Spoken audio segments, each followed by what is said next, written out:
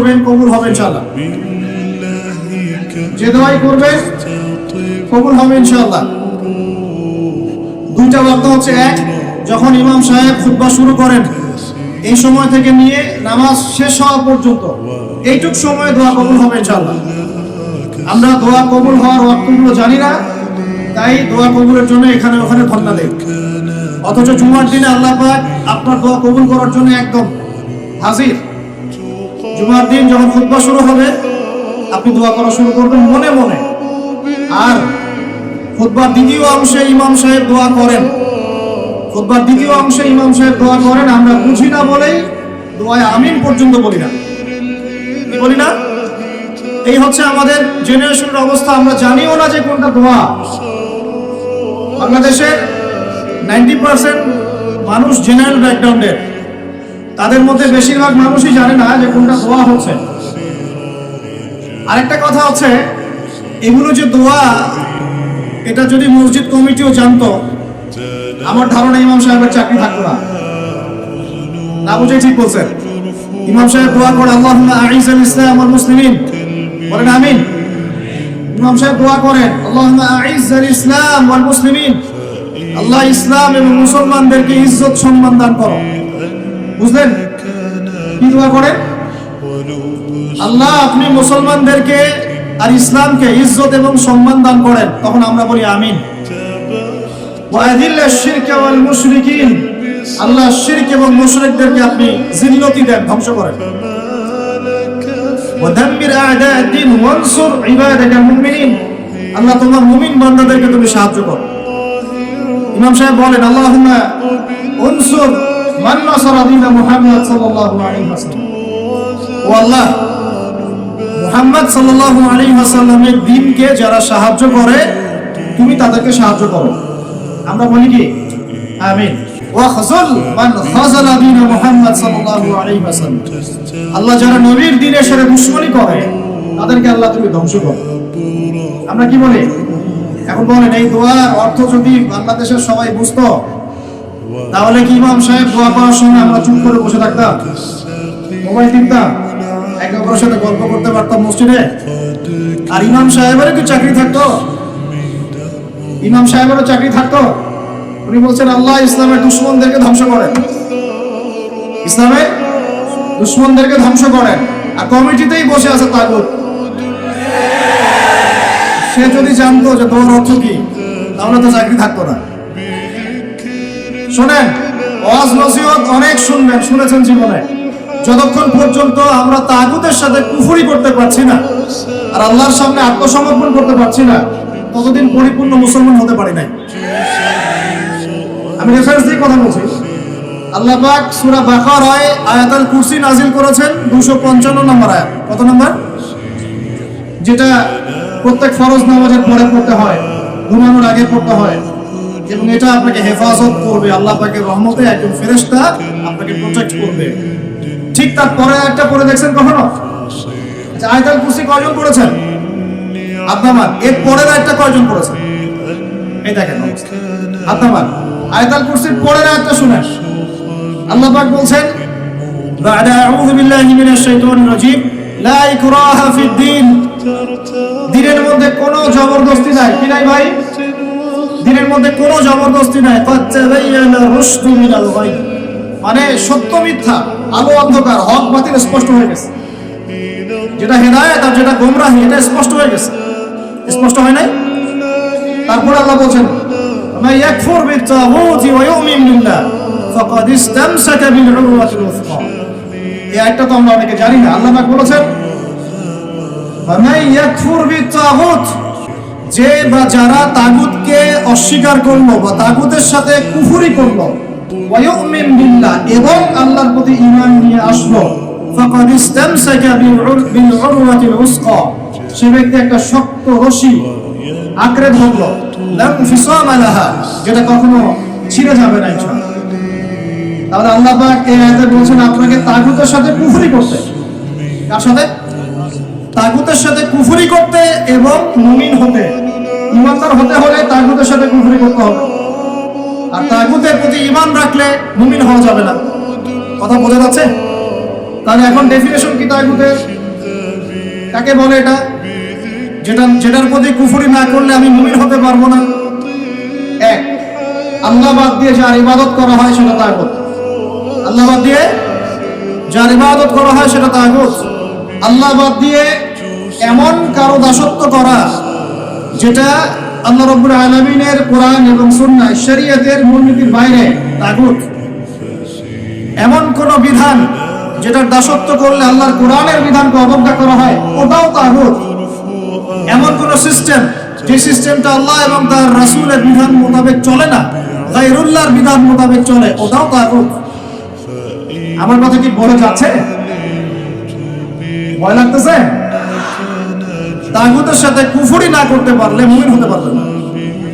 এখন top to bottom সব তাগুত, টপ টু বটম সব তাগুত।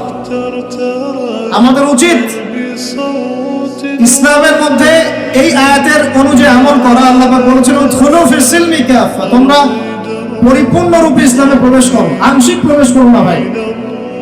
আংশিক ইসলামে প্রবেশ করো না, পরিপূর্ণ ইসলামে প্রবেশ করো।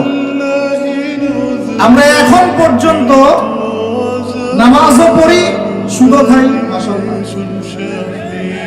আমরা এখন পর্যন্ত নামাজও পড়ি, বেপরদায় চলি, নামাজও পড়ি, বছর বছর হজ উমরাও করি, মাঝে মাঝে দান সাদাকা করি, কিন্তু যাকাত দেই না। আমরা আল্লাহর বিধানের কথা বলি, মুখে কালিমা লা ইলাহা ইল্লাল্লাহর কথা বলি ঠিকই, কিন্তু অন্যায়ভাবে মানুষের উপর জুলুম করতেই আছি। আমরা লা ইলাহা ইল্লাল্লাহ বলি ঠিকই, তারপরেও লা ইলাহা ইল্লাল্লাহর একটা বিধানও বাস্তবায়ন করি। বাস, এখন কতটুকু মুমিন আছি আর কতটুকু মুসলমান আছেন, আর এই প্রোটেস্ট্যান্ট ভার্সন ইসলাম পালন করলে কি ফায়দা হবে এটা আপনি বুঝতে চেষ্টা করুন। বলছিলাম যে অন্তত পক্ষে জুমার খুতবা চলাকালীন এবং জুমার খুতবায় যে দোয়াগুলো হয় তখন আমিনটুকু বলেন। আমাদের আরবির এমনই বেহাল দশা, ইমাম সাহেব কি তেলাওয়াত করছে ওইটুকু আমাদের জ্ঞান নাই। ইমাম সাহেব তেলাওয়াত করছে ইয়া আইয়ুহাল্লাযীনা আমানু ইত্তাকুল্লাহ, হে মুমিনগণ তোমরা আল্লাহকে ভয় করো। ওয়া যারু মা বাকিয়া মিনার রিবা, তোমরা সুদের অবশিষ্ট অংশ মানে সুদ ছেড়ে দাও। ইন কুনতুম মুমিনিন, যদি প্রকৃতপক্ষে মুমিন হয়ে থাকো তাহলে ছেড়ে দাও। কি ছেড়ে দাও ভাই? সুদ। কে বলছেন? আল্লাহ। তারপরে আল্লাহ পাক বলেন ওয়া ইল্লাম তাফআলু, যদি তোমরা সুদ না ছাড়ো, ফাআযানু বিহারবিন মিনাল্লাহি ওয়া রাসূলিহি, তোমরা আল্লাহ এবং তার রাসূলের সাথে যুদ্ধের ঘোষণা শোনো। কি বুঝলেন?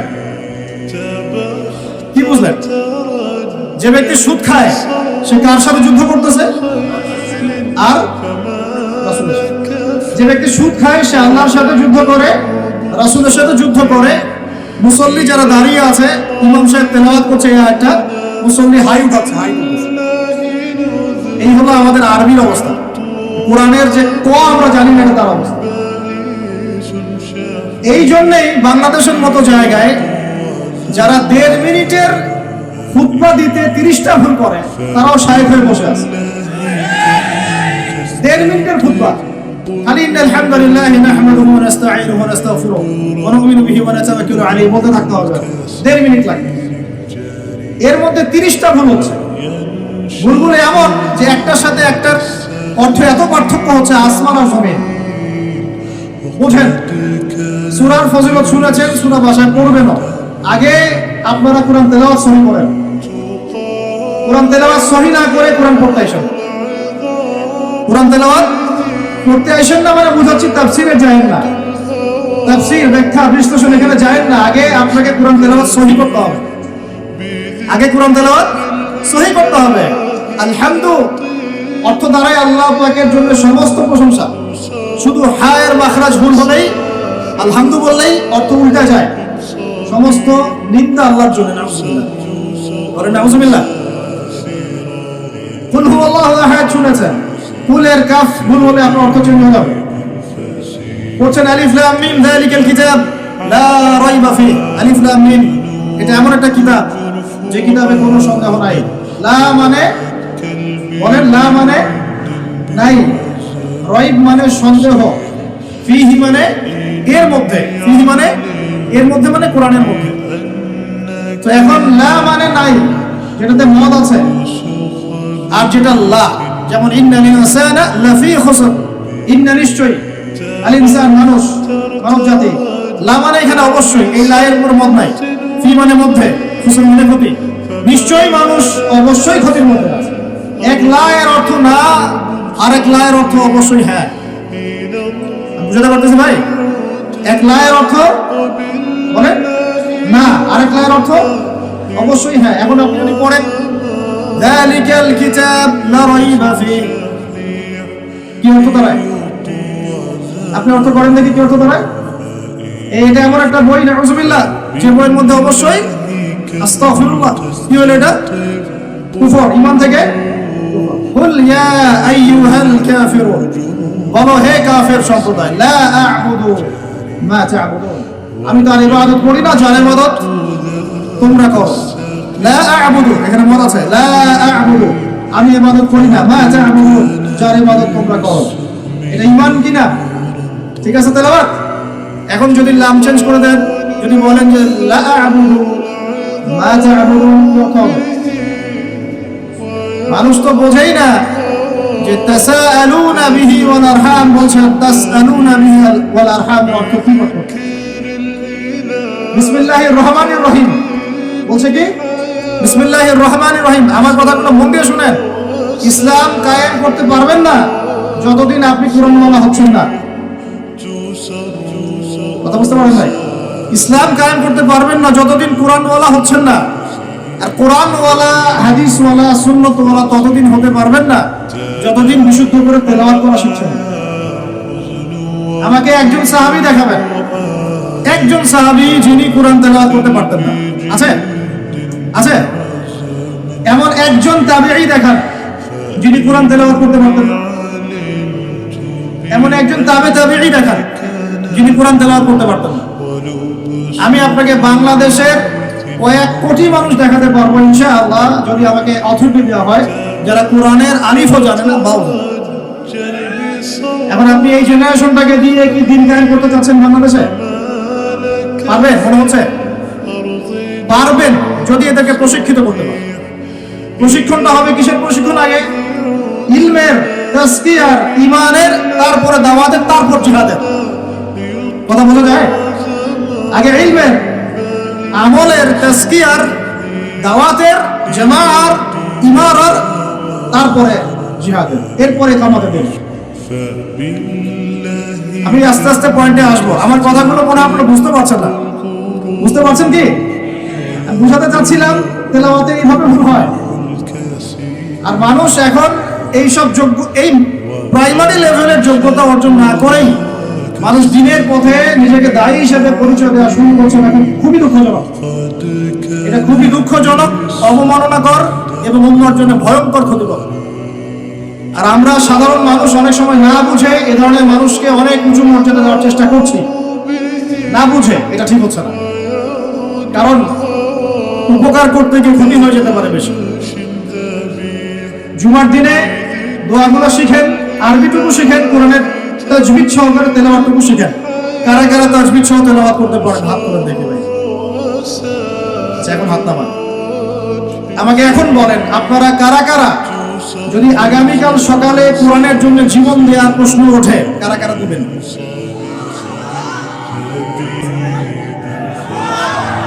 হাত নামান, হাত নামান। ওয়াল্লাহি, আল্লাহর কসম করে বলছি আপনারা পারবেন না।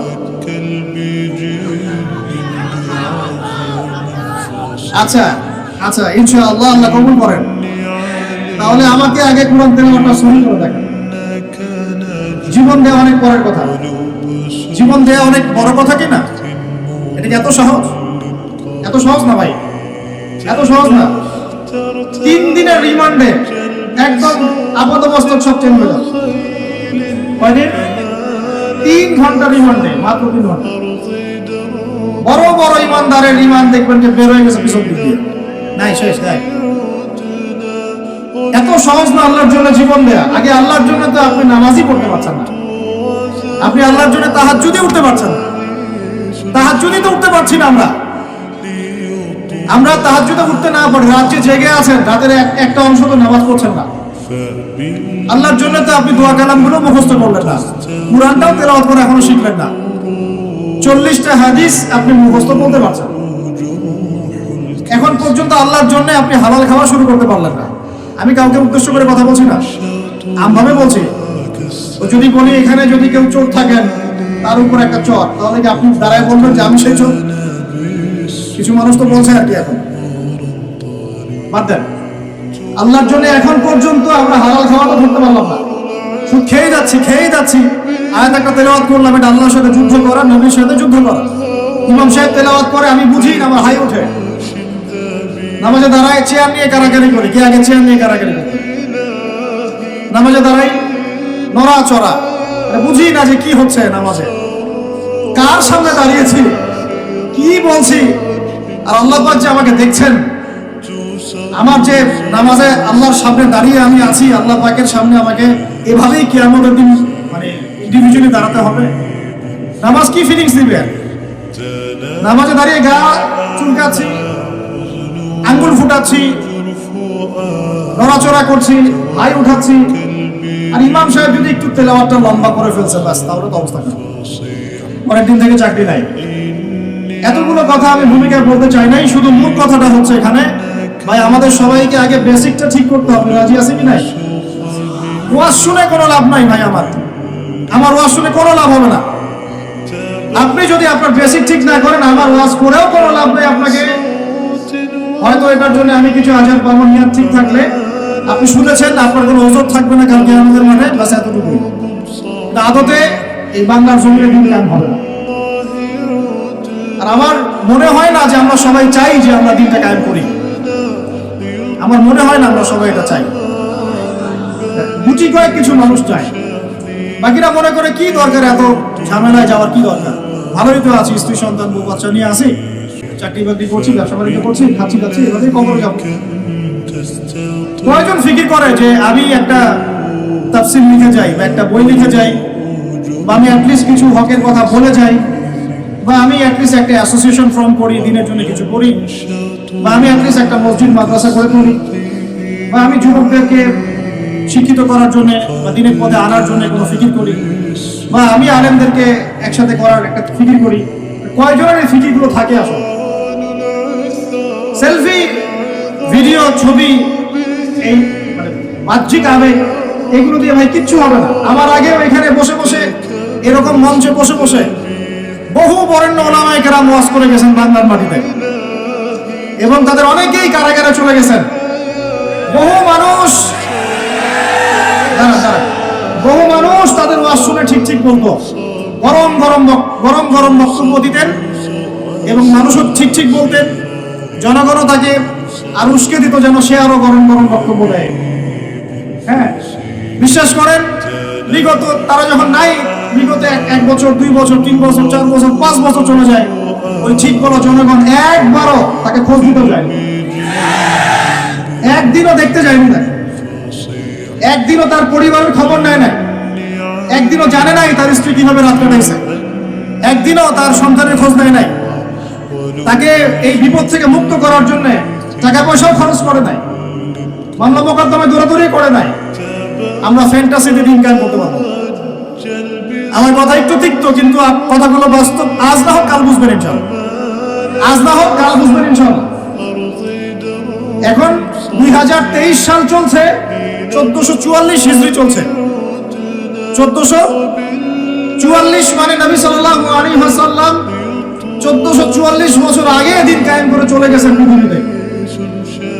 1444 বছর পর এসে আমরা এগুলো নিয়ে কথাবার্তা বলছি।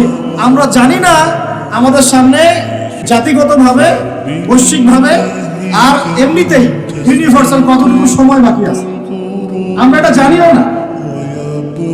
হাদিসে অনেক আগেই বলা হয়েছে যে এই 2 আঙ্গুলের ডিস্টেন্স যতটুকু, তোমরা আমার 2 আঙ্গুল দেখো, এই 2 আঙ্গুলের ডিস্টেন্স যতটুকু, আমার আগমন আর কিয়ামতের দূরত্ব এতটুকু। নবীজি অনেক আগে বলেছেন যে আসর থেকে মাগরিব সময়টার উদাহরণ, মিসাল হচ্ছে আসর থেকে মাগরিব। এইভাবে দিন কায়েম হয় না। আমরা যদি দিন সত্যিকার অর্থে কায়েম করতে চাই, আগে বেসিক ঠিক করতে হবে। আজকে রাতে দোয়া কবুল হবে ইনশাআল্লাহ। এখন যেহেতু আমরা একটা জামার মধ্যে আছি, আল্লাহর ফেরেশতারা এটা ঘিরে রেখেছেন ইনশাআল্লাহ। আল্লাহ পাক অবশ্যই আমাদের কথা শুনছেন, দোয়া শুনছেন। সবাই আগে দোয়া করি, নিয়াত করি যে এই নামাজের কথাটা আপনার কানে চলে গেল, আজকের পর থেকে কোনোদিনও যেন নামাজ না ছুটে যায়। জোরে বলেন মুজাহিদদের মতো। আল্লাহ আমাদের দোয়া আপনি কবুল করুন। আমাদের কারো যেন কখনো এক ওয়াক্ত নামাজ আল্লাহ মিস না যায়। নামাজে আমরা যা পড়বো তা যেন বুঝতে চেষ্টা করি। আল্লাহ পাক আমাদের সবাইকে কোরআন বিশুদ্ধ করে তেলাওয়াত করার তৌফিক দান করেন এবং কোরআনের ভাষা আরবি শেখার তৌফিক দান করেন। আরবি না শিখে আমরা দাওয়াতি কাজে আসবো না। এবং আমরা সব সময় মুহাক্কিক উলামায়ে কেরামের সাথে থাকবো। তাদের সাথে থেকে আমরা দ্বীন শিখবো, তাদের সহবতে থাকবো, তাদের কাছে পরামর্শ করব, তাদের কাছে সিলেবাস করে নিয়ে পড়াশোনা করব, করে নিজের যোগ্যতাকে বাড়াবো ইনশাআল্লাহ। আল্লাহ পাক আমাদের দোয়া যেন কবুল করেন। আমরা সবাই হালাল খাবো আগে ইনশাআল্লাহ। কোনোভাবেই হারাম রিজিকে যাব না ইনশাআল্লাহ। আল্লাহর সাথে যুদ্ধ করব না, নবীর সাথে যুদ্ধ করব না, সুদভিত্তিক অর্থনীতির সাথে আমাদের যেন কোনো সম্পর্ক না থাকে। যদিও এটা এই বিশ্বে একদম অলমোস্ট ইম্পসিবল। আমি বলছি অলমোস্ট ইম্পসিবল। এই বিশ্বে সুদভিত্তিক অর্থনীতির অক্টোপাসের এই চক্রজাল থেকে বের হওয়া অলমোস্ট ইম্পসিবল, কিন্তু একেবারে অসম্ভব নয়। আল্লাহ পাক যদি তৌফিক দেন আর আমাদের নিয়ত যদি ঠিক থাকে, ইনশাআল্লাহ চেষ্টা করলে আল্লাহ পাক রাস্তা দেখাবেন। স্বেচ্ছায় সুদ খাবো না, কারণ নবীজি বলছেন 4 শ্রেণীর মানুষকে আমি লানত করলাম, অভিশাপ। 4 শ্রেণীর মানুষকে আমি অভিশাপ করলাম। 1 শ্রেণী যে সুদ খায়, 1 শ্রেণী যে দেয়, 1 শ্রেণী সাক্ষী থাকে, আর 1 শ্রেণী লিখে রাখে। আপনি যে জবটার জন্য এত ট্রাই করছেন, আলটিমেটলি জবটা এই 4টার কোনো একটা দিয়ে করবে। বুঝতে পারেন না? আলটিমেটলি আপনি যে জবের জন্য ট্রাই করছেন এখন দিনটা একাকার করে দেখেন কোনো না কোনো ভাবে এই 4টার মধ্যে পড়ে যায় কিনা। পড়ে গেলে আপনার আমার উপরেও নাউজুবিল্লাহ আল্লাহ নবীর লানত অভিশাপ চলে আসে। এটা কি চাচ্ছি? আল্লাহ হেফাজত করুন।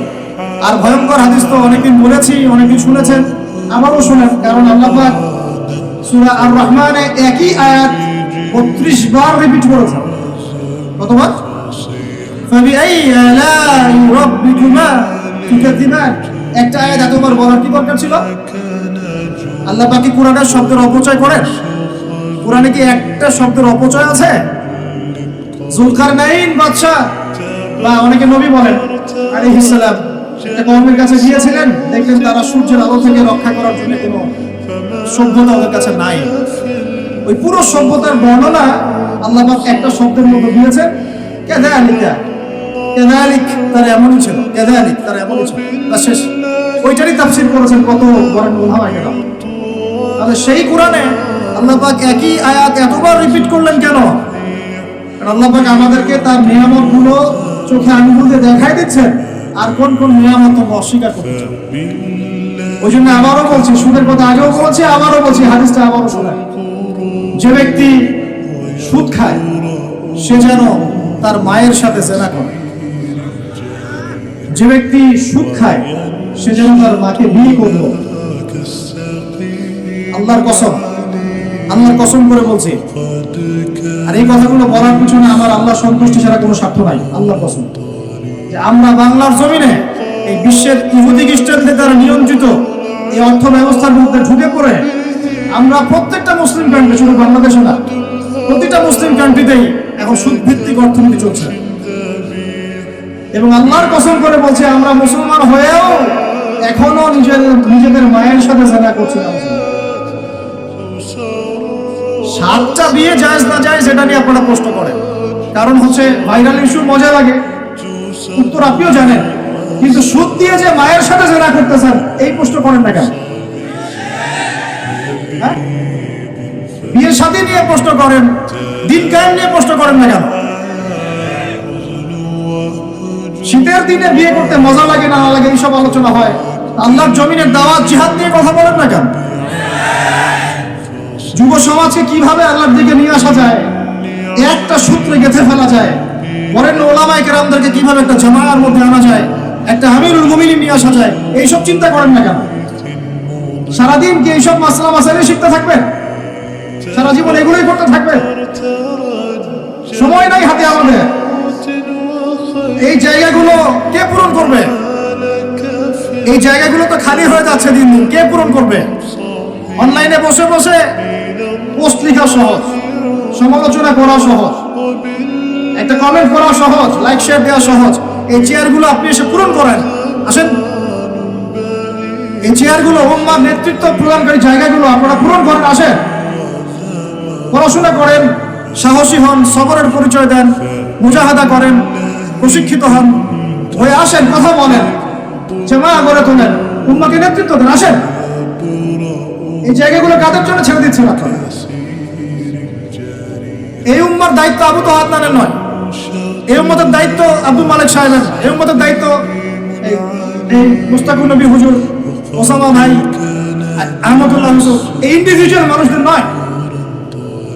একজন ব্যক্তির উপরে, কয়েকজন ব্যক্তির উপরে আপনি দায়িত্ব চাপাই দিতে পারবেন না। উম্মার প্রত্যেকটা ব্যক্তির দায়িত্ব আছে এই উম্মাকে বিজয়ী করার জন্য।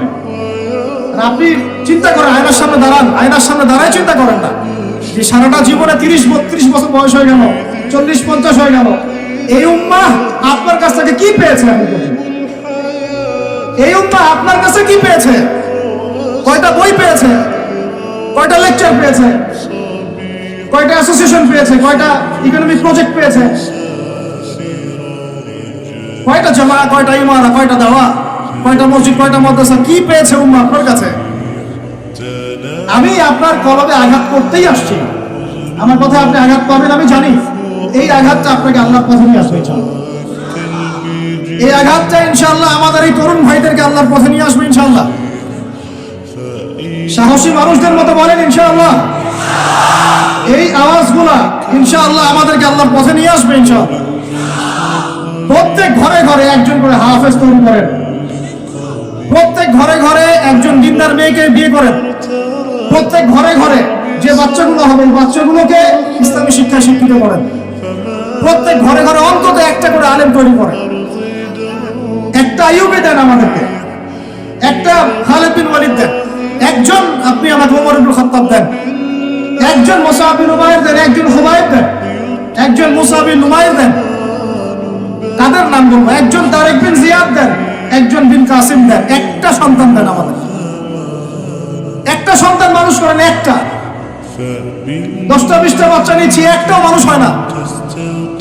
আলেম পরিবারের সন্তান মুদিখানার দোকানে ব্যবসা করে কেন খাবেন আপনি? আপনার এই উম্মতের উপর দায়িত্ব আছে। আমাদের দায়িত্ব খালি মধু বিক্রি করা, টুপি বিক্রি করা, আতর বিক্রি করা? ইসলামের দিকে আসার সাথে সাথেই কেন আপনার দিকে চলে যান? উম্মাহকে কে নেতৃত্ব দিবে? আমরা দিব? আমাদের কোনো ক্ষমতা আছে? আমাদের কোনো জ্ঞান আছে? আমাদের কোনো সেই যোগ্যতা আছে? আমাদের দিকে আঙ্গুল তুলতে পারবেন আপনি? কারণ আল্লাহর কসম, আল্লাহর জমিনে সবচেয়ে গুনাহগার বান্দা আমরাই। যদি আমরা সত্যিকারের নেতৃত্ব প্রদান করার যোগ্যতা অর্জন করতে পারতাম, এতদিনে আমাদের হাতে দিন বিজয় হয়ে যেত। নাই সেটা আমার মধ্যে, নাই সেটা হয়তো আমাদের মধ্যে, পারছি না আমরা। আপনাকে দায়িত্ব নিতে হবে। একজন ভাই গার্মেন্টস ব্যবসায়ী, তিনি এত বড় একটা আয়োজন করতে পারেন, তার দায়িত্ব পালন করতে পারেন।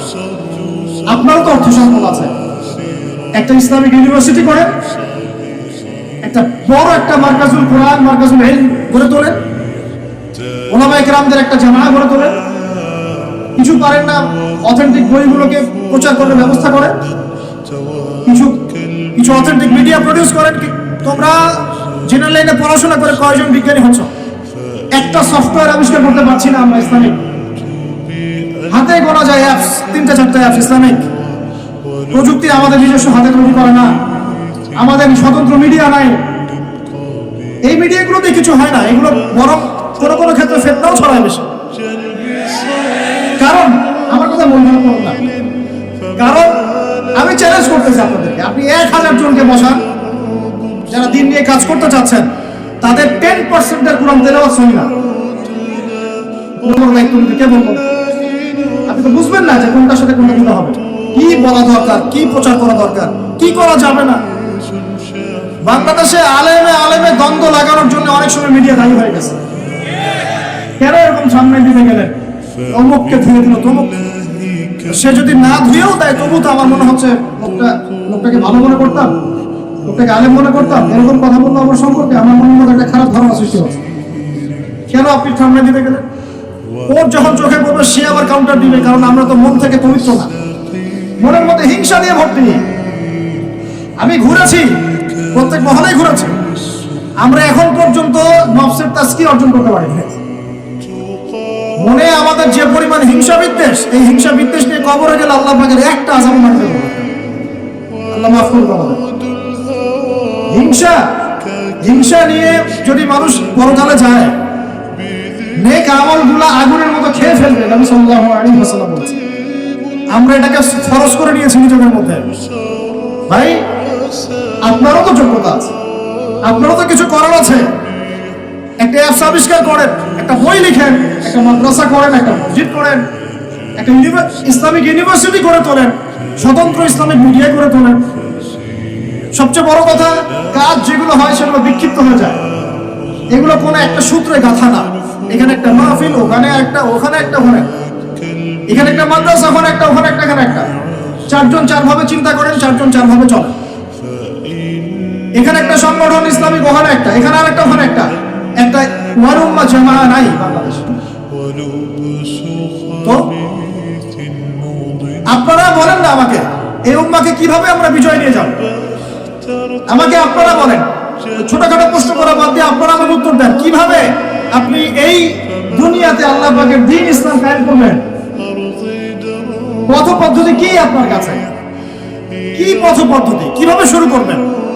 তারপরে কি, তারপর কি, তারপর কি, তারপর কি, গন্তব্য কোথায়? স্বাধীনতা শুনছেন?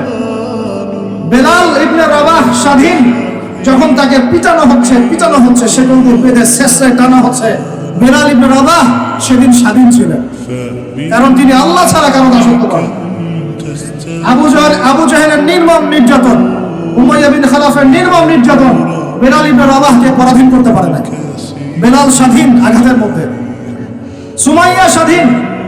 সুমাইয়ার নাম শুনেছেন? আমাদের বোনটাদের নামই জানে।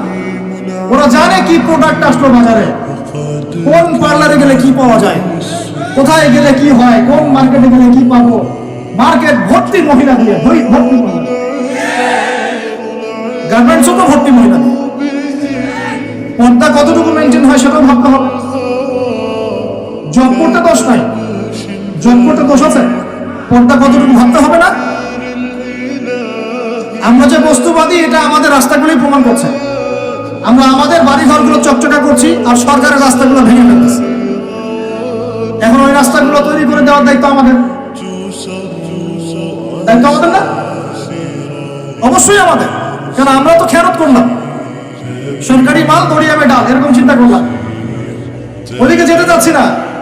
বোনরা শোনেন, ভাইরাও শোনেন, সুমাইয়া স্বাধীন। কখন স্বাধীন? যখন আবু জেহেল তাকে বলছে যে তুই এই জন্যই ইসলাম কবুল করেছিস যে মুহাম্মাদের সৌন্দর্য দেখে তুই তার প্রেমে পড়েছিস। কি বলেছে বলেন? তুই মুহাম্মাদের সৌন্দর্য দেখেই মনে হয় তার প্রেমে পড়েছিস। সুমাইয়া রাদিয়াল্লাহু আনহা তখন বাধা, হাত পা বাধা, হাত পা বের করার কোনো অপশন নাই, বাধা আছে। এক জটলা থুতু মুখে একত্রিত করে আবু জাহেলের মুখের উপর থু করে থুতু দিয়েছে। আর আপনারা তো জানেন যে একটা থুতুতে অনেক কিছু হয়, হয় না? একটা থুতুতে অনেক কিছু হয়। এক থুতুতে ইমানদার মুনাফিক আলাদা হয়ে যায়। এক থুতুতেই ইমানদার মুনাফিক আলাদা হয়ে যায়।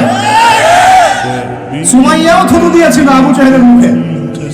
এবার আবু জাহেল কি করেছে শুনেন। আবু জাহেল, তার কাছে একটা বর্ষা ছিল, বর্ষা চেনা যায়, বর্ষা সামনে অংশ চোখা, এটা দিয়ে সুমাইয়া রাদিয়াল্লাহু আনহার লজ্জাস্থানে আঘাত করে তাকে শহীদ করে দিয়েছে। ব্যথা অনুভব করলেন না? আমি জানি করেন নাই, কারণ সুমাইয়া আপনার কেউ না, সুমাইয়া আপনার কেউ না, সুমাইয়া আমার বোন না, সুমাইয়া আমার স্ত্রী না, সুমাইয়া আমার মা না, সুমাইয়া আমার খালা ফুফু চাচি মেয়ে কেউ না। এই কারণে আমাদের আঘাত লাগে না। যদি আমাদের এই দেহটা যে অবশ, আমাদের উম্মার যে দেহটা যে অবশ, এটা তো বোঝা যায় চলমান বিশ্ব রাজনীতি দেখলেই। বিশ্বের যে কোনো জায়গায় মুসলিমরা আঘাত পাচ্ছে, মার খাচ্ছে, নির্যাতিত হচ্ছে, দোয়াও তো মুখ দিয়ে বেরো হয় না তাদের স্মরণে একদিন কেউ রোজা থেকে একটু দোয়াও করে না, নামাজে একটু দোয়াও করে না, দুইটা কথাও বলে না, কোনো মানববন্ধন নাই, কোনো প্রতিবাদ নাই, কিছু নেই।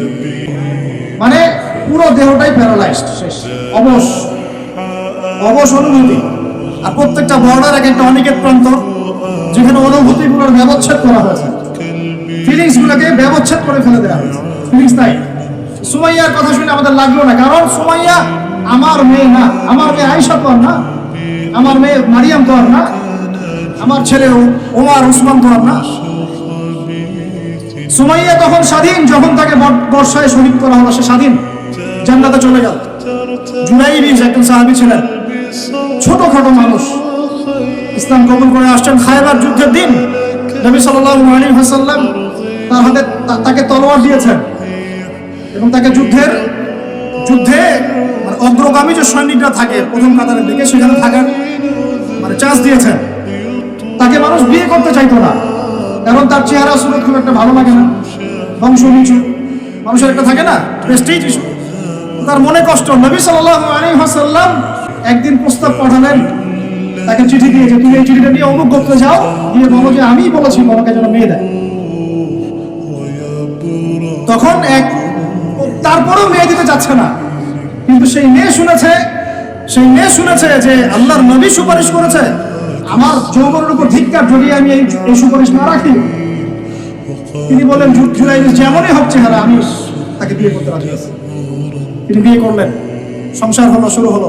এই সাহাবী খায়বার যুদ্ধে শহীদ হলেন। নবী সাল্লাল্লাহু আলাইহি ওয়াসাল্লাম তার চারপাশে দেখলেন, তার চারপাশে 12 জন ইহুদির লাশ পড়ে আছে। কয়জন? একাই 12 জনকে হত্যা করেছে এই সাহাবী। আল্লাহর নবী তাকে নিজের হাতে কোলে নিয়েছেন, কোলে মানে তার দেহটা এরকম ছিল, আর খুব লম্বা চওড়া না, নিজের হাতে কোলে নেওয়ার মতো। নিজ হাতে তিনি তাকে দাফন করলেন আর বললেন যে আমার এই সাহাবীর জন্য হুরুল ঈনরা তাদের দরজা খুলে দিয়েছে। তিনি তখন স্বাধীন। ওমর ইবনে খাত্তাব তখন স্বাধীন। কখন স্বাধীন? ওমর রাদিয়াল্লাহু আনহু যে কোরআন খুলে সূরা তাহা পড়ছেন, তাহা পড়তে পড়তে তার ভিতরে ফিলিংস চলে আসলো যে না, এটা আল্লাহর পক্ষ থেকে আসছে। তিনি বলেন খুযুনি ইলা রাসূলিল্লাহি ওয়া আসহাবিহি, আমাকে আল্লাহর রাসূলের কাছে নিয়ে চলো, তার সাহাবীদের কাছে নিয়ে চলো। তাকে নিয়ে যাওয়া হলো। ভিতরে হামজা ছিলেন রাদিয়াল্লাহু আনহু, তাকে টেনে নিয়ে আসলেন ভিতরে। বলছেন তরোয়াল নিয়ে আসছো কি জন্য? হ্যাঁ, আলা তানতাহি হাত্তা ইয়াজআল আল্লাহু বিকা কারিয়া, ততক্ষণ পর্যন্ত কি তুমি ক্ষান্ত হবে না যতক্ষণ আল্লাহর গজব না আসছে তোমার উপরে? ওমর ইবনে খাত্তাব বলছেন ইয়া রাসূলুল্লাহ, হে আল্লাহর রাসূল, জিতুকা উমিনু বিল্লাহি ওয়া রাসূলিহি, আমি আপনার কাছে এসেছি আল্লাহ এবং আপনার প্রতি ঈমানদার হয়ে এসেছি। ওয়া বিমা জিতা বিহি মিন ইনদিল্লাহ, এবং আপনি আল্লাহর পক্ষ থেকে যা নিয়ে এসেছেন এই কোরআনের প্রতি ঈমানদার হয়েই আমি আপনার কাছে এসেছি। আশহাদু আন লা ইলাহা ইল্লাল্লাহ ওয়া আশহাদু আন্না মুহাম্মাদান আবদুহু ওয়া রাসূলুহু, কালিমা পড়লেন, মুসলিম হলেন, স্বাধীন হলেন। আগে পরাধীন ছিলেন। বুঝতে পারছেন না কথা? এরপরে তিনি সবার দরজায় গিয়ে নক করলেন। আবু জাহেলের বাসায় নক করে বলছেন হাল আলিমতা আন্নী ক্বাদ আসলামত, তুমি কি জানলা যে আমি ইসলাম কবুল করেছি? আবু জাহেল, তুমি কি জানলা, শুনলা যে আমি ইসলাম কবুল করেছি? আরেকজনের বাসায় যান, উমাইয়া বিন খালাফ, হাল আলিমতা আন্নী ক্বাদ আসলাম, তুমি কি জানলা আমি ইসলাম কবুল করেছি? ওয়াত্তাবা'তু মুহাম্মদ সাল্লাল্লাহু আলাইহি ওয়াসাল্লাম, আমি আল্লাহর রাসূলের ইত্তেবা করেছি। এরপর কুরাইশদের এই কাবার সামনে গিয়ে বলেন ইয়া মা'শারাল কুরাইশ, হে কুরাইশ তোমরা শুনো, ই'লামু আন্নী ক্বাদ আসলামত, তোমরা জেনে রাখো যে আমি ইসলাম কবুল করেছি। ওয়া শাহিদতু আল্লা ইলাহা ইল্লাল্লাহ ওয়া আন্না মুহাম্মাদান আবদুহু ওয়া রাসূলুহু। এবার কুরাইশরা গিয়ে তার উপর আক্রমণ শুরু করলো। 40 জন 50 জন গিয়ে তাকে জাপটে ধরতেছে, তিনি একাই লড়তেছেন সবার সাথে। একজন এসে পরামর্শ দিচ্ছেন, ওই যে আপনারা যারা হিকমতের দোহাই দিয়ে কাপুরুষতাকে আড়াল করতে চান তারা শুনেন ওয়াজটা ভালো করে। যারা হিকমতের দোহাই পেরে কাপুরুষতাকে আড়াল করতে চান তারা শুনেন। উনি এসে বলেছেন যে আফালা কুনতা কাতামত, তুমি কি ইসলাম কবুলের এই বিষয়টাকে গোপন রাখতে পারতা না? কি দরকার ছিল এভাবে প্রকাশ্যে বলার? কি দরকার ছিল এভাবে কাফেরদের সাথে একটা দ্বন্দ্বে জড়ানো? শোনেন তারপরে তিনি কি বলছেন। তিনি বলছেন যে ওয়াল্লাহি, আল্লাহর কসম করে বলছি, লা উফাররিকান্না বাইনাল হাক্কি ওয়াল বাতিল কামা ফাররাকাল্লাহু বাইনাল লাইলি ওয়ান নাহার। আল্লাহু আকবার। তিনি বলছেন আল্লাহর কসম করে বলছি, আমি রাত এবং দিন আল্লাহ পাক যেভাবে আলাদা করে দেন এইরকম করে আমি সত্য আর মিথ্যা আলাদা করে দেব ইনশাআল্লাহ। আল্লাহু আকবার। এরপরে তার নাম হয়েছে আল ফারুক। কি নাম হয়েছে? ওমর এখন স্বাধীন। বলেন আমাকে, উম্মাহ স্বাধীন? উম্মাহ স্বাধীন? কিছু করতে গেলেই বলবে স্যাংশন দিয়ে দিব, কিছু বললে বলবে যে একদম টাকার মান কমাই দিব। আরো কিছু যদি বলতে চায় আমাদের প্রশাসন গভর্নমেন্ট, তারা যদি আরো বড় পদক্ষেপ নিতে চায়, প্রশাসন গভর্নমেন্ট যদি বলতে চায়, বলতে পারে বা বলে ইউনাইটেড নেশনসে গিয়ে যে আমরা আমাদের দেশ থেকে আমাদের সেনাবাহিনী পাঠাবো গাজায় গিয়ে আমাদের পক্ষে, আমাদের মুসলিমদের পক্ষে যুদ্ধ করবো, এই কথা যদি বলতে পারে বা বলে, দেখবেন তাদের সমস্ত শক্তি দিয়ে বাংলাদেশকে আক্রমণ করে ফেলছে। আপনি আমাকে বলেন আমরা স্বাধীন? উম্মাহ স্বাধীন? ওই তাগুতি শক্তির, বিশ্ব কুফরি শক্তির পরাজয় না হওয়া পর্যন্ত মুসলমান স্বাধীন। আর ঈসা ইবনে মারিয়াম এই গাল গল্প করতে আসবেন না। তিনি মানুষকে খালি সুরসুরি মার্কা ওয়াজ করতে আসবেন না, তিনি আসবেন ওই গোড়ায় আঘাত করতে। ইনশাআল্লাহ আল মাহদি মানুষকে সুরসুরি মার্কা ওয়াজ করবেন না, খালি ফজিলত আর ফজিলত, এভাবে নয়। তিনি আসবেন দাওয়াতের মিশন নিয়ে, উম্মাহকে ঐক্যবদ্ধ করবেন, কুফারদের সাথে মুসলমানদের একদম সশস্ত্র যুদ্ধ হবে, তারপরে এদের একটা একটা করে খুঁজে বের করে মারা হবে ইনশাআল্লাহ। আল্লাহর কসম করে বলতেছি, আমাদের একটা মুসলিম ভাইয়ের রক্ত বৃথা যাবে না, একজন শিশুর রক্ত বৃথা যাবে না ইনশাআল্লাহ। একজন বোনের ইজ্জতের মূল্য ওদেরকে দিতে হবে ইনশাআল্লাহ। এই যে বিগত 1.5 মাসে তোমরা 19,600 জনকে হত্যা করেছো, একটা একটা করে হিসেব আমরা নিব ইনশাআল্লাহ। 1914 সাল থেকে 2023 পর্যন্ত প্রায় 3.5 লক্ষ মানুষকে হত্যা করা হয়েছে। এই হিসেব আমরা নিব ইনশাআল্লাহ। এর হিসেব আমরা নিব ইনশাআল্লাহ, আমরা ছাড়বো না ইনশাআল্লাহ। আর মনে রাখেন, আমাদের এখানে কি হবে তারপরও আল্লাহ পাক করবেন না। আল্লাহ পাক জানেন কোন জায়গা থেকে দিন কায়েম করতে হবে। ঈসা ইবনে মারিয়াম 40 বছর ওই তাখত থেকে, ওই সিংহাসন থেকে পুরো বিশ্বটাকে শাসন করবে ইনশাআল্লাহ। আপনারা আঞ্চলিক রাজনীতি নিয়ে পড়ে আছেন থাকেন, আমি বিশ্ব রাজনীতি নিয়ে কথা বলছি। আঞ্চলিক পলিটিক্স নিয়ে আমার কোনো আগ্রহ নাই, কারণ আমি জানি এই পুরো সাবকন্টিনেন্ট শাসন করবে ঈসা আলাইহিস সালাম। যদি আমরা তার পক্ষের লোক হয়ে যাই, তাহলে আমরা ইজ্জত সম্মান পাবো ইনশাআল্লাহ। আর যদি আমরা তার বিপক্ষে চলে যাই, দেখবেন জিল্লতি আর জিল্লতি নেমে আসবে। আল্লাহ মাফ করুন।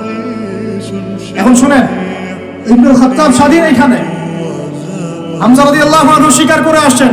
যুবক ভাই আপনি শুনেন, এই যে ওমরের কথা বললাম, এরকম একটা ছেলে আমাকে দিতে পারবেন ঘর থেকে, প্রত্যেকটা ঘর থেকে পারবেন? সাহস আছে খালি বলবে যে আমি রাত দিন যেমন আল্লাহ আলাদা করে দেন, আমি সত্য মিথ্যা আলাদা করবো, পারবে?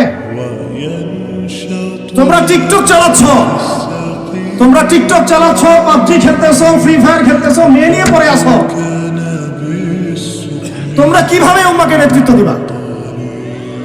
নামাজ পড়তেছো না, সাপ্তাহিক সওয়াব তো রাখো না, মনে হয় আল্লাহ ভালো জানেন।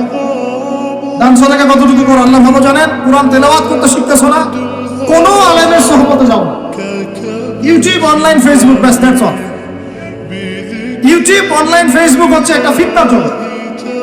আপনি বলতে পারেন যে আমার লেকচার তো যায়, অনেক বড় বড় আলেমের লেকচারও যায়, সব মেনে নিয়েই বলছে এটা ফিতনার জগৎ। সব মেনে নিলাম, আপনার কথা মেনে নিয়েই বলতেছে ফিতনা, কারণ এর কন্ট্রোলও কুফর শক্তির হাতে, এর কন্ট্রোল তাগুতি শক্তির হাতে। আপনি এটা নিয়ন্ত্রণ করেন না, এই প্রযুক্তি আপনি তৈরি করেন না। আমরা আলাদা করে কোনো মুসলিম কমিউনিটি, সোসাইটিও বিল্ড আপ করতে পারি না অনলাইনে, পেরেছি? আমাদের কোনো স্বতন্ত্র সামাজিক যোগাযোগ মাধ্যম আছে? বলেন। উমর ইবনে খাত্তাবের মতো একজন স্বাধীন মানুষ দেন। হামজা রাদিয়াল্লাহু আনহু স্বাধীন কখন? আবু জাহেল আল্লাহর নবীকে একটা আঘাত করেছে, বলেন নাউজুবিল্লাহ, সাল্লাল্লাহু আলাইহি ওয়াসাল্লাম। আপনারা তো জানেন তার পিঠের মধ্যে উটের নাড়ি ভুঁড়ি দেওয়া হয়েছে, চাপানো হয়েছে। এই দৃশ্য একজন দাসী দেখেছে, হামজা রাদিয়াল্লাহু আনহু স্বীকার করে আসছেন, তাকে বলছে তোমার ভাতিজাকে এরকম আঘাত করেছে আবু জাহেল। আবু জাহেলের নাম কিন্তু আবু জাহেল না, আবু জাহেলের নাম আবুল হাকাম। সেও কিন্তু আল্লাহকে বিশ্বাস করতো। আপনারা মনে করবেন না যে সে একদম ইহুদি ছিল বা খ্রিস্টান ছিল, এমন না। সে আল্লাহকে বিশ্বাস করতো, কিন্তু আল্লাহ পাকের বিধান মানত না। এখন হামজা রাদিয়াল্লাহু আনহু বলছেন, আওয়া ফাআলা যালিক, সে কি সত্যিই কাজ করেছে? হ্যাঁ, সত্যিই কাজ করেছে। আচ্ছা চলো দেখাও আবু জাহেল কোথায় আছে। তিনি ঘোড়া ছুটায় গেলেন কাবা ঘরের সামনে, গিয়ে বললেন যে তুমি আমার ভাতিজাকে গালি দিয়েছ, তুমি আমার ভাতিজাকে আঘাত করেছ, জেনে রাখো আমি আজকে থেকে আমার ভাতিজার দিনের উপর আছি। এই কথা বলার সাথে সাথে তার উপর আক্রমণের চেষ্টা করা হচ্ছিল। তিনি নিজে একটা ঘুষি দিয়ে আবু জাহেলের একটা দাঁত ফেলে দিলেন। দাঁত যে পড়ে গেছে কিনা সিরাতের কিতাবে এত স্পষ্ট নাই, কিন্তু আঘাত একটা ঘুষি দিয়েছেন এটা স্পষ্ট। ঘুষি দিয়ে বলছেন রুদ্দাহা ইন ইসতাতা, রুদ্দাহা ইন ইসতাতা, যদি সাধ্য থাকে এই ঘুষিটা আমাকে ফেরত দিয়ে দেখা, সাধ্য থাকলে আমাকে আরেকটা আঘাত করে দেখা। আকুলু মা ইয়াকুল, আমি তাই বলি যা আমার ভাতিজা বলে। শাহিদতু আল্লা ইলাহা ইল্লাল্লাহ ওয়া আন্না মুহাম্মাদান আবদুহু ওয়া রাসূলুহু, আমি সাক্ষ্য দিচ্ছি বা দিলাম আল্লাহ ছাড়া কোনো ইলাহ নাই, মুহাম্মদ আমার ভাতিজা আল্লাহর রাসূল। সাধ্য থাকলে আমাকে ঠেকা। এরকম জেনারেশন দিতে পারবেন? আপনার ছেলেটা কি এরকম? আপনার ভাইরা কি এরকম? এই আমাদের মায়েরা তাদের সন্তান কি এরকম, যে মেয়েদেরকে ঘরে নিয়ে আসছেন এই মেয়েগুলোও কি সুমাইয়ার মতো? উম্মে আমারা একজন নারী সাহাবী, উম্মে আমারা উহুদের যুদ্ধে চতুর্দিক থেকে আল্লাহর নবীকে আক্রমণ করা হচ্ছে, তিনি একাই তীর ছুটছেন। মহিলা সাহাবী, নারী সাহাবী, আমাদের নারী মেহেদি দেয় বসে বসে, তাও বয়ফ্রেন্ডের জন্য। আমাদের নারীরা ঘরে বসে বসে মেহেদি দেয়, পার্লারে যায় বয়ফ্রেন্ডের জন্য। আর উম্মে আমারা রাদিয়াল্লাহু আনহা তাদের মতো সাহাবীরা জীবন দেন রাসূলের জন্য। স্বাধীনতা এই যে তারা স্বাধীন, আল্লাহর রাসূলের অধীনে তারা কাউকে পরোয়া করতেন না। তখন উম্মাহ ছিল স্বাধীন। আর কি, আর কার কয়জনের কথা বলবো আপনাদের? মুসাব ইবনে উমাইর, বিখ্যাত সাহাবী, তরুণ সাহাবী, দায়ী মানুষ, এত দামি পারফিউম ইউজ করতেন, এটা এখনকার লাখ টাকা কোটি টাকার দাম হবে। বিত্তশালী পরিবারের, এই যে বিত্তশালী পরিবারের সন্তানরা শুনেন, আপনারা তো বাইক দাবড়ায় বেড়ান, গাড়ি ড্রাইভ করে বেড়ান, মাঝখানে অ্যাক্সিডেন্ট করে দেন, কেসও খান না, তাই বাপের টাকা আছে পার পেয়ে যান, ইয়াবা খান, তারপরে গিয়ে মেয়ে নিয়ে ফুর্তি করেন, জেনা নিত্য নৈমিত্তিক ব্যাপার। একটা মেয়েকে পিছনে ওঠান, 7 দিন ঘোরান, আবার চেঞ্জ করেন, 7 দিন ঘোরা একটা নেন। মুসাব বিন উমাইরও ধনীর সন্তান ছিলেন, ধনীর দুলাল। যখন ইসলাম এসেছে, কুরআন এসেছে, শুনেছেন তিনি ইসলাম গ্রহণ করেছেন, মা সম্পত্তি থেকে বঞ্চিত করেছে, তাকে চাটাইয়ের মধ্যে জড়িয়ে নিচে আগুন দেওয়া হতো, ধোঁয়া দেওয়া হতো, আযাব দেওয়া হতো পারিবারিক ভাবে। তিনি যখন নবীর কাছে আসলেন, নবী তাকে বললেন তুমি মদিনায় যাও। কোথায়? মদিনায় গিয়ে দাওয়াতি কাজ করো। মদিনায় দাওয়াতি কাজ করতে লাগলেন। তার একক দাওয়াতে মদিনার 75টা পরিবার ইসলাম কবুল করেছে। এই যে মদিনায় যে ইসলামের আপনি জয় জয়কার দেখছেন, এটা মুসাব বিন উমাইর রাদিয়াল্লাহু আনহু দাওয়াতের একটা ফসল, আল্লাহর রাসূলের দোয়া। কয়টা পরিবার? এই 75 পরিবার এসে বায়াত করলেন নবীর কাছে। তারপরে নবী হিজরত করলেন মদিনা। এমনি এমনি হয়নি, এটা প্রেক্ষাপট। ওই মুসাব বিন উমাইর রাদিয়াল্লাহু আনহু উহুদের যুদ্ধে শহীদ হচ্ছেন, তার গায়ে তখন 50টার বেশি তলোয়ারের আঘাত আছে। কয়টা বেশি? তার মাকবারা ওখানেই আছে, দেখে আসেন। তিনি স্বাধীন। ওই ময়দানে যারা সেদিন ছিলেন, ওই শনিবার সকাল 10টা থেকে, ওটা তো শাওয়াল মাসের, তাই না? শাওয়াল না, রমজানে পড়ে শাওয়াল মাসে যুদ্ধ হয়েছে। শাওয়াল মাসের 10 তারিখ, মেবি 10 তারিখ, 9 তারিখ, সিরাত কালাম বলছেন 9 বা 10 সকালবেলা যুদ্ধ হচ্ছে। ওই সময় পৃথিবীতে যারা ওই সময় যুদ্ধ করছেন মুসলমানদের পক্ষে, আল্লাহর জমিনের মধ্যে সবচেয়ে শ্রেষ্ঠ মানুষরা, সবচেয়ে শ্রেষ্ঠ জীবন, শ্রেষ্ঠ মৌত, ওখানে তারা উঠবেন, তখন তাদের গা থেকে মেশকাম্বরের ঘাম ঝরতে থাকে। মারেফত থাকলে আপনিও পাবেন, অন্তরের মধ্যে কলুষতা থাকলে আপনি পাবেন না, তো স্বাভাবিক। এখন মুসাব বিন উমাইর কি পরাধীন না স্বাধীন? বলেন, তিনি কি পরাধীন না স্বাধীন? স্বাধীন। মুসাব বিন উমাইর, আরেকজনের কথা শুনেন, বলতে থাকলে আপনাদের সারা রাত ফজর হয়ে যাবে।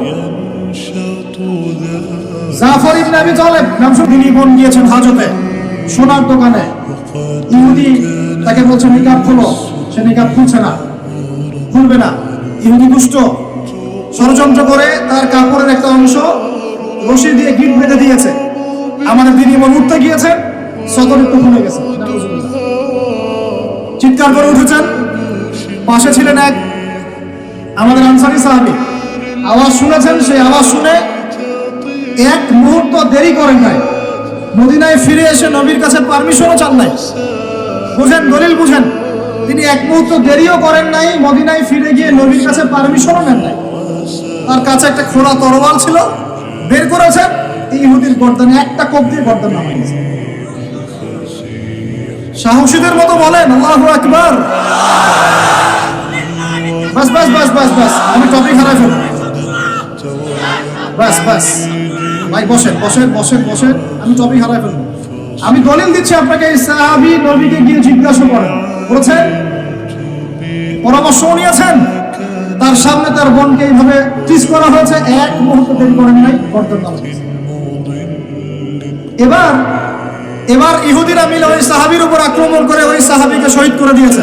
নাই, শেষ, ওনাকে মেরে ফেলেছে। তারপরে এই কেসটা নবীর দরবারে আসলো। নবীর দরবারে আসার পরে নবী সাল্লাল্লাহু আলাইহি ওয়াসাল্লাম সাহাবীর ব্যাপারে কোনো সমালোচনা তো করলেনই না। সাহাবী, তুমি ভুল করেছো, আমাকে জিজ্ঞেস করে করো নাই, আমার পরামর্শ কেন নাও নাই, এগুলো তো বললেনই না। বরং তার অন্যান্য সাহাবীদেরকে বললেন, সবাই যুদ্ধের বর্ণ করে বের হও, বনু কাইনুকে আক্রমণ করতে। এখন আপনি দেখছেন 3 মাসে 19,600 জন, 3 মাসে, সরি 3 মাস কিসে, 1.5 মাসে 19,600 জন। আর এখানে একজন মুসলিম ভাই, একজন মুসলিম বোনের ইজ্জতের বিনিময়ে নবী সাল্লাল্লাহু আলাইহি ওয়াসাল্লাম পুরা বনু কাইনুকাকে একদম সমূলে উৎপাদিত করে মদিনা থেকে বিতাড়িত করেছেন। ওই উম্মার সাথে এই উম্মার কোনো সম্পর্ক আছে? ওই আরবের সাথে এই আরবের কোনো সম্পর্ক আছে? ওই স্বাধীনতার সাথে এখনকার এই পরাধীনতার কোনো সম্পর্ক আছে? এরপরে আপনারা ফ্যান্টাসি নিয়ে পড়ে আছেন। আল্লামা রুমি বলতেন, উনি একজন বড় সুফি মানুষ ছিলেন, উনি বলতেন যে আমি যা বুঝি আর আমি যা জানি বুঝতে পারি, তোমাদেরকে বলে কি লাভ, তোমাকে বুঝবা না। বলতেন বড় বড় যারা আল্লাহর ওলি, তাদের কথাটা একটু এই টাইপের হয়, মনে হয় একটু অস্বাভাবিক, কিন্তু এর ভিতরে অনেক গভীরতা থাকে। আমি নিজেও এই কথা বলতেছি, আমরা যা বুঝি, যা বুঝতেছি, যা দেখতেছি, তা আপনাদেরকে বলে বুঝাতে পারবো না, বলেই বা কি লাভ, আপনি হয়তো বুঝবেন। এই একটা ঘটনা ধরেই পেলেন। আরেকটা শোনেন, আরেকটা কম হলো বনু নাজির রাসূলকে দাওয়াত দিয়েছে, দাওয়াত দিয়ে বলছে যে আমরা ইসলাম কবুল করবো, আসে নেগোশিয়েট করি। নবীজি বসেছেন, নবী সাল্লাল্লাহু আলাইহি ওয়াসাল্লাম গিয়েছেন দাওয়াত দিতে বনু নাজিরের সিঁড়ির মধ্যে, এটাকে বলে দেয়ালে হেলান দিয়ে আছেন। উপর থেকে এরা চাকি আছে না, চাকি আমরা ধান ভাঙে, আগেকার মায়েরা বলে না, বড় বড় যে লোহার আর পাথরের, এইগুলো উপর থেকে ফেলে তাকে হত্যা করার চেষ্টা করেছিল বনু নাজির। কোন গোত্র? ইহুদিদের বনু নাজির। আল্লাহর নবী জিবরাইল আলাইহিস সালামের মাধ্যমে জানতে পারলেন, সেখান থেকে উঠলেন, উঠে বললেন যে ঠিক আছে, বনু নাজিরকে আমরা অবরোধ করব। 1.5-2 মাস অবরোধ করে রাখা হলো। সূরা হাসরে পড়ে দেখেন। এরপরে এরা নিজেদের ঘরবাড়িগুলো কাঁধে করে নিয়ে মদিনা থেকে বিতাড়িত হলো। বনু নাজির দলিল নাম্বার 2। 3 বনু কুরাইজা, বাকি আছে শুধু একটা। এখন বনু কুরাইজা, বনু কুরাইজাকে বলা হচ্ছে আমাদের সাথে থাকবে, অন্যদের সাথে যেতে পারবে না। Okay fine. খন্দকের যুদ্ধে 10,000 সেনাবাহিনী নিয়ে আবু সুফিয়ান আক্রমণ করেছে মদিনা, অবরোধ করে রেখেছে। এই সুযোগে বনু কুরাইজা কুরাইশদের সাথে মিলে আমাদের সাথে গাদ্দারি করবে। আল্লাহর নবী যুদ্ধ শেষ করে বনু কুরাইজায় গিয়ে না গিয়ে কেউ আসরের নামাজ পড়বে না, ওদের সাথে গিয়ে মীমাংসা করতে হবে। তারপর ওখানে গিয়ে ওদেরকে অবরোধ করা হলো। সাদ বিন মুআয রাদিয়াল্লাহু আনহু হাতে এই বনু কুরাইজার একজন বালেক যারা ছিল, এদের সমান গর্দান নামানো। এটা বনু কুরাইজা, বনু কাইনুকা, বনু নাজির, 3টা বড় বড় গোত্রের সাথে আমাদের যুদ্ধ হয়েছে নবী জীবিত থাকাকালীন। কি ইস্যু নিয়ে দেখেছেন। আর এখন আপনি দেখছেন বিগত 100 বছর, 1914 থেকে 2023 পর্যন্ত মার তারা দিতেই আছে, মুসলমান খাইতেই আছে। 4বার বড় বড় যুদ্ধ হয়েছে। যুদ্ধ এই 4টাতে মুসলমানদের মোটামুটি পরাজয়। এখন মোটামুটি 78 থেকে 80% জায়গা ওদের। এখন কি নতুন করে এই জিহাদটা ওখানে ফরজ হয়েছে? না আগে থেকে ছিল? ওদেরকে বের করে দেওয়ার পর, তিনটা গোত্রকে বের করে দেওয়ার পর খায়বারে তারা কিছু বাকি ছিল। আলী রাদিয়াল্লাহু আনহু হাতে পতাকা দিয়ে বললেন, খায়বারে যাও, আক্রমণ করো, এই নাইম দুর্গ তুমি জয় করবে ইনশাআল্লাহ। খায়বারের মারহাব ছিল একজন বীর, ইহুদি বীর, একাই 10 জনের সাথে লড়তে পারে। আলী ইবনে আবি তালেবের তরবারের আঘাতে ওর মাথার উপর থেকে তরবাল দিয়ে এইভাবে বসে গেছে মাটিতে, দেহটা এইভাবে দ্বিখণ্ডিত হয়ে গেছে। ওদেরকে তারপরে বের করে দেওয়া হয়েছে। তারপর নবী সাল্লাল্লাহু আলাইহি ওয়াসাল্লাম বলেছেন তার ইন্তেকালের কয়েকদিন আগে, যে আমার ইন্তেকালের পর তোমরা বাকি যে অবশিষ্ট যারা আছে এদের সবাইকে জাজিরাতুল আরব থেকে বের করে দেবে। কে বলেছেন এটা? বলেন। এখন তারপর ওমর রাদিয়াল্লাহু আনহু ওটা জয় করেন, আমাদের আন্ডারে থাকে। 1099 সালে ক্রুসেডাররা গিয়ে ওটা আবার দখল করে। তার মোটামুটি ভাবে 80 থেকে 90 বছরের মধ্যেই 1176 নাকি 87, 1176 দিকে আইয়ুবী রাহিমাহুল্লাহ গিয়ে সেটা আবার জয় করে। তারপরে আবার ওখানে লড়াই হয়েছে। তারপরে আবার গিয়ে আপনার মামলুকদের ভূমিকা আছে, জেঙ্গিদের ভূমিকা আছে, তুর্কিদের ভূমিকা আছে, ওসমানীয়রা আবার দখল করেছে। এই সিলসিলা চলতে চলতে 1914 সালে গিয়ে তারা এই ব্রিটেনের সহযোগিতায় এই জায়গাটা দখল করেছে। কত সালে? এই তো 1914 সালে। দখল করার পর থেকে এখন এই বিগত 100 বছরে ওখান থেকে তারা বিশ্বের সব নিয়ন্ত্রণ করা শুরু করেছে। জায়গা দখল থেকে শুরু করে মুসলিম ভাইদেরকে দমন, আমাদের বোনদেরকে ধর্ষণ, শিশুদেরকে হত্যা, জমি উপরে ফেলা, কি না করেছে তারা বিগত 100 বছরে ওখানে যা যা করেছে বা করে যাচ্ছে। এরপরেও যদি আমাদের টনক না নড়ে, আমরা যদি মনে করি যে আমরা তো খুব ভালো আছি, তাহলে আল্লাহর কসম আমরা এখন উম্মাও বুঝি নাই, স্বাধীনতাও বুঝি না। আমাদের সবাইকে বুঝতে হবে পুরো মুসলিম উম্মাহ একটা দেহ। আমরা নিজেদের বেসিক ঠিক করব, অর্থনীতি ঠিক করব, আমাদের পরিবার ঠিক করব, আমাদের দাওয়াতের মোটিভটা ঠিক করব। এই ইস্যু পাগল জাতি হব না, মূল জায়গায় থাকার চেষ্টা করবো ইনশাআল্লাহ। আস্তে আস্তে সেই প্রজন্ম আসবে ইনশাআল্লাহ। আমি না পারি, আপনি না পারেন, আমাদের পরের জেনারেশন পারবে ইনশাআল্লাহ। আর এখন এই ইস্যুগুলো নিয়ে কথা বললে মুসলমানদের মধ্যে এক শ্রেণীর মুনাফিক তারা আমাদের বিপক্ষে কথা বলা শুরু করে। এই জাতির এখন চিনতে আশা করি বাকি নাই যে মুসলিমদের মধ্যে কত মুনাফিক ঢুকে গেছে। কোন দলের সাথে আমাদের কোনো দ্বন্দ্ব নাই, আমাদের দ্বন্দ্ব হচ্ছে কথিত মুনাফিকদের সাথে, যারা এই চলমান সংকটের মধ্যেও মুসলমানদের পক্ষে না গিয়ে জালেমের পক্ষ নিচ্ছে। চলমান সংকটের মধ্যেও মাজলুমদের পক্ষ না নিয়ে যারা জালেমের পক্ষ নিচ্ছে, এদের সাথে আমার কোনো সম্পর্ক নাই, আপনাদেরও সম্পর্ক থাকার কথা না, এই উম্মারও সম্পর্ক না। এখন আপনি আমি সেই দায়িত্ব পালন করবো কিনা সেটা আমাদের বিষয়, আমাদের কর্তব্য কি সেটা আমাদের বুঝতে হবে। এইসব ফ্যান্টাসি বন্ধ করেন, এইসব উপরে স্লোগান বন্ধ করেন, এবং আইওয়া শোডাউন সব বন্ধ করেন। সবাই 5 ওয়াক্ত নামাজি হয়ে যায়, আল্লাহ তৌফিক দান করেন। সবাই মিলে তাহাজ্জুদ গুজার হয়ে যায়, আল্লাহ তৌফিক দান করেন।